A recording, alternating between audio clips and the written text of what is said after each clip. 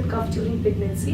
Pregnancy में immune system weak होने के कारण इन्फेक्शन होने का चांसेस बहुत रहता है, लेकिन सबसे अच्छी बात यह है कि अधिकतर कोल्ड एंड कफ से आपकी प्रेगनेंसी और बच्चे पे असर नहीं पड़ता। कोल्ड एक वायरल इन्फेक्शन है जिसकी दवाई अगर अच्छे से 1 हफ्ते ली जाए तो ये आराम से 1 हफ्ते में ठीक हो सकती है। मेडिसिन के साथ साथ आप कुछ घरेलू उपचार भी कर सकते हैं, जैसे गर्म पानी के गरारे। यह आपके गले को आराम देगा। जितना हो सके उतना पानी पीजिए। कोल्ड और कफ से बचने के लिए आपको सबसे ज़्यादा ध्यान रखना है कि आपके आसपास जो भी हो उन्हें ये बीमारी ना हो, क्योंकि ये बहुत इन्फेक्शियस है और आपको इससे दूर रहना है। अपने कुछ भी खाने से पहले अगर आप प्रॉपर हैंड वॉश करेंगे तो आप इस बीमारी से प्रिकॉशंस ले सकते हैं।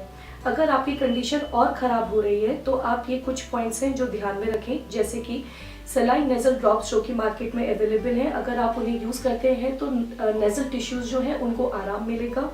बाकी आप स्टीम भी ले सकते हैं या फिर गर्म पानी से भी नहा सकते हैं। ग्रीन टी में शहद डाल के पीने से गले को आराम मिलेगा।